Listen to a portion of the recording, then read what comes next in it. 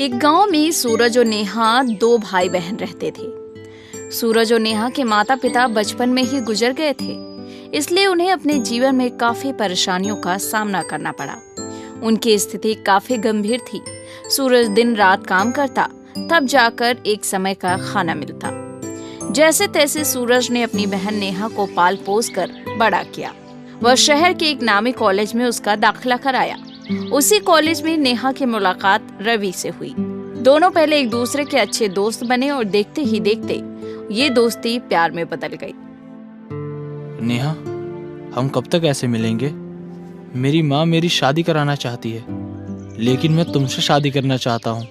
मैं तुमसे प्यार करता हूँ नेहा, और मुझे तुमसे ही शादी करनी है। मैं भी तुमसे बहुत प्यार करती हूँ रवि, पर क्या नेहा, तुम चुप क्यों हो गई? रवि, मैं एक गरीब घर की लड़की हूँ और तुम एक अमीर घर से हो। तुम्हारे घर वाले इस रिश्ते के लिए कभी तैयार नहीं होंगे, और अगर हो भी गए तो मेरे भाई के पास इतना पैसा नहीं है कि वो दहेज दे सके। तुम इन सब की चिंता मत करो, मैं सबको मना लूंगा। मैं तुम्हारे भाई से भी बात कर लूंगा, और मुझे कोई दहेज नहीं चाहिए। मेरे लिए तो तुम ही काफी हो। अगले दिन रवि अपने घर वालों को शादी के लिए मना लेता है। दूसरी तरफ नेहा सूरज को रवि के बारे में बताती है, और सूरज भी नेहा रवि की शादी के लिए मान जाता है। इसके बाद दोनों परिवार मिलते हैं। शादी का मुहूर्त तय किया जाता है और सही मुहूर्त पर दोनों की शादी करा दी जाती है। नेहा अपने घर से विदा होकर अपने ससुराल चली जाती है। नेहा के ससुराल में उसका पति रवि, उसकी सास और एक छोटी ननद सीमा रहती थी। नेहा के ससुराल में सब नेहा के काम से काफी खुश रहते थे। बस उसकी ननद सीमा थोड़ी नकचिढ़ी थी। वो सीमा को उसकी गरीबी के लिए ताने मारा करती थी। एक दिन नेहा अपने भाई सूरज से फोन पर बातचीत कर रही होती है। हेलो भैया, कल रक्षाबंधन है, आप आओगे ना यहाँ? हाँ बहन, मैं जरूर आऊँगा। ठीक है भैया, मैं इंतजार करूंगी आपका। अरे कर ली भाभी अपने फटीचर भाई से बात। कल तो रक्षाबंधन है, कुछ तोहफा लेकर आएगा वो तुम्हारे लिए, या खाली हाथ ही आ जाएगा? मेरा भाई रक्षाबंधन पर मेरे साथ हो, यही मेरे लिए तोहफा है। हाँ, अब दिल को बहलाने के लिए कुछ भी बोल दो, क्या जाता है। समय तो हो गया है, अब ज्यादा देर करूंगा तो नेहा गुस्सा हो जाएगी। लेकिन मुझे कुछ उसके लिए लेकर भी जाना चाहिए। क्या ले जाऊं? पैसे भी मेरे पास इतने नहीं हैं। चलो देखता हूं। सूरज अपने घर से नेहा के ससुराल के लिए निकल जाता है। उधर नेहा हाथ में थाल और राखी लिए अपने भाई सूरज का इंतजार कर रही होती है। उतनी देर में उसका भाई वहां पर पहुंच जाता है। भैया, आपने आने में इतनी देर क्यों लगाई? बहन, वो थोड़ा काम में फंस गया था, इसलिए थोड़ी देर हो गई। अब तू लड़ना बंद कर और मुझे राखी बांध दे। ठीक है भैया, ये लो। ये ले बहन, तेरा तोहफा। वाह भैया, ये तो बहुत सुंदर है। क्या खाक सुंदर है, ये तो मुझे 200-300 रुपए की कोई लोकल पायल लग रही है। क्या भाभी, ये भी कोई तोहफा है? अरे तोहफा तो मेरे भैया ने मुझको दिया है। ये देखो, सोने की बालियां हैं, सोने की। और आपके फटीचर भाई ने ये नकली पायल आपको दे दी।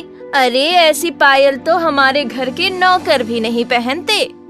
मैं जानता हूँ कि मेरे तोहफे का ज्यादा मोल नहीं है, लेकिन नेहा, मैं तेरा भाई होने के नाते एक वचन देता हूँ कि मैं तेरी हमेशा रक्षा करूँगा। ये सब तो बस बहाने हैं। सीमा, ये तुम क्या बोल रही हो? तमीज नहीं है तुम्हें बात करने की? सूरज भैया, इसकी तरफ से आप मुझे माफ कर दो। इसको पता नहीं है कि किससे कैसे बात करनी है। हमारे लाड प्यार ने इसको बिगाड़ दिया है ना। कोई बात नहीं रवि, मैं किसी बात का बुरा नहीं मानता।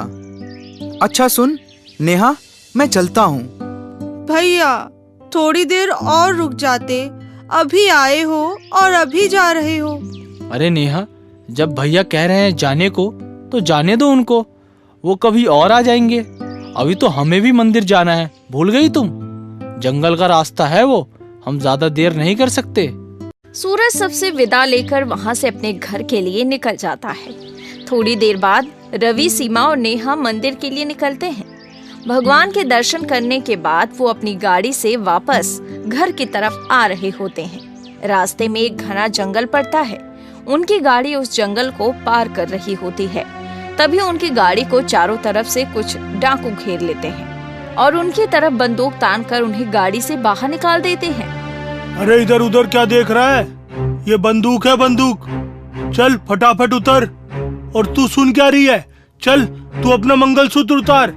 और तू कान की बाली उतार फटाफट, नहीं तो यही मार दूंगा।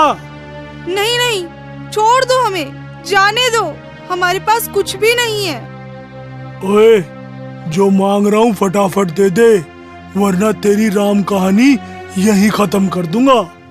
भाग्यपूर्वक उस जंगल से सूरज गुजर रहा होता है। तभी उसकी नजर उन डाकुओं पर पड़ती है जिन्होंने नेहा, सीमा व रवि को पकड़ रखा था। ये देख सूरज चौंक जाता है।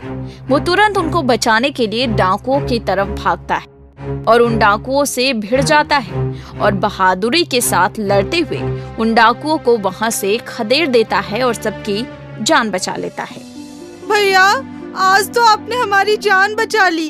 अगर आज आप ना आते तो अनर्थ हो जाता। अरे मैं कैसे नहीं आता? मैंने तुझको वचन दिया था कि मैं तेरी हमेशा रक्षा करूंगा। मुझे वो वचन तो निभाना ही था। भैया, आप तो घर के लिए काफी पहले निकल चुके थे, फिर आप इस जंगल में क्या कर रहे हैं? इसका जवाब मुझको पता है। भैया पैदल ही घर जा रहे थे। पैदल? पर क्यों? क्योंकि इनके पास किराए के पैसे नहीं थे। मुझे पायल देने के लिए इन्होंने अपने सारे पैसे खर्च कर दिए। सीमा, भले ही तुम्हारे भाई ने तुम्हें सोने की बालियां दी, लेकिन मेरे भाई ने तो अपनी सारी जमा पूंजी मुझे दे दी। अब बताओ, किसका तोहफा ज्यादा कीमती है? भाभी, मुझसे गलती हो गई। मैं सब कुछ पैसों से तोल रही थी, जबकि रक्षाबंधन का मतलब ये है कि एक भाई अपनी बहन की रक्षा करे। अब आगे से मैं कभी भी पैसों को लेकर आपको नीचा नहीं दिखाऊंगी। मुझे माफ कर दो भाभी। चल, थोड़ी देर बाद ही सही, तुझे अकल तो आई। इसके बाद सभी खुशी खुशी अपने घर चले जाते हैं।